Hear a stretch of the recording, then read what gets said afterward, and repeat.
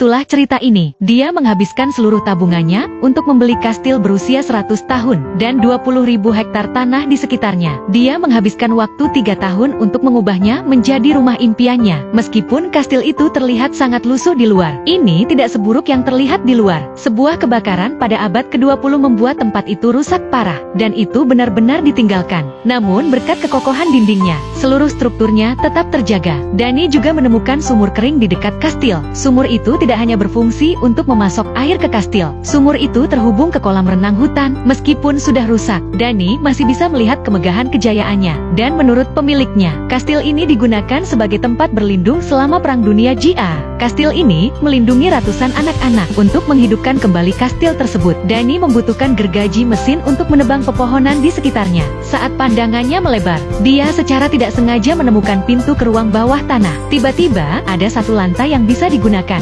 Dani tidak punya waktu untuk merayakannya. Dia kembali memotong, dan kemudian dia harus memasang mesin pemotong rumput dan membersihkan rumput liar yang telah tumbuh begitu liar. Anak tangga pun dibersihkan dari rumput liar dan lumut. Meskipun kastil itu adalah sebuah cangkang kosong, Dani tidak memilih untuk merobohkannya dan membangunnya kembali. Dia ingin mengembalikan kastil tersebut sedekat mungkin dengan bentuk aslinya dan menjadikannya bangunan yang megah lagi. Lagi pula, dia memiliki sejumlah tabungan. Keesokan harinya, Dani bersiap untuk menjelajahi ruang bawah tanah yang dia temukan kemarin. Untuk memberikan keberanian pada dirinya sendiri, dia mengajak kedua putranya yang masih kecil, dan kemudian dia memberanikan diri untuk masuk ke ruang bawah tanah. Ternyata ruang bawah tanah itu sangat luas, dan desain dari 4 koridor memastikan sirkulasi cahaya dan udara. Dani menduga bahwa ini adalah tempat tinggal para pelayan. Tidak hanya ada kamar tidur dan toilet, ada juga perapian besar. Perapian itu terhubung ke pipa-pipa untuk menghangatkan kamar-kamar tidur di lantai atas. Berpikir bahwa dia akan bisa merasakan sensasi rumah yang besar, Dani masih sedikit bersemangat. Tapi urutan pertama yang harus dilakukan adalah membersihkan kastil dari pepohonan. Terlalu banyak tanaman yang harus dibersihkan sendiri oleh Dani. Dia harus memanggil pekerja profesional. Para pekerja mengikat tali pengaman dan segera memanjat pohon di tengah.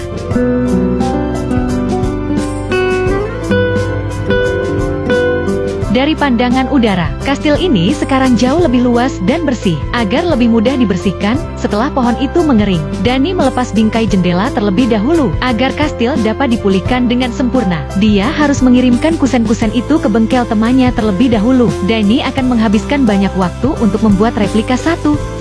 Jendela-jendelanya akan terlihat persis sama seperti 100 tahun yang lalu. Keesokan harinya, Dani mengambil gerobak dorong dan mulai membersihkan ruang bawah tanah. Apa yang tidak dia duga, setelah menyingkirkan material bangunan yang runtuh, dia dapat melihat ubin lantai berusia ratusan tahun yang telah diawetkan. Dia pikir dia bisa menghemat biaya renovasi. Dani langsung termotivasi. Mengingat pepohonan menyulitkan kru konstruksi untuk keluar masuk, Dani menghabiskan waktu 2 bulan untuk memotong kayu-kayu di sekitarnya, untuk memastikan jalan tersebut bebas dari lalu lintas. Namun saat mengerjakan proyek tersebut, dia menemukan pohon yew berusia 156 tahun. Dani segera memutuskan untuk mengalihkan semua jalan di sekitarnya. Dia bahkan tidak ingin membuang ranting-rantingnya. Dia menggali lubang yang dalam di depan rumah dan menanam batangnya dengan hati-hati. Tepat pada waktunya untuk Natal, kabut akhir musim gugur menyelimuti semuanya. Tapi Dani bisa melihat masa depan yang cerah. Dia akan membawa keluarganya untuk tinggal di kastil yang dibuatnya sendiri dalam waktu dekat. Pada hari-hari bersalju saat suhu di bawah 0, Dani tidak berhenti bekerja. Dia sibuk memotong dahan-dahan pohon agar dahan-dahan di bawahnya tidak menghalangi truk-truk konstruksi. Pekerjaan pembersihan pun berakhir, dan kemudian kita bisa beralih ke bagian dalam rumah. Aku yakin eksekusi Dani akan segera menghidupkan kembali tempat ini.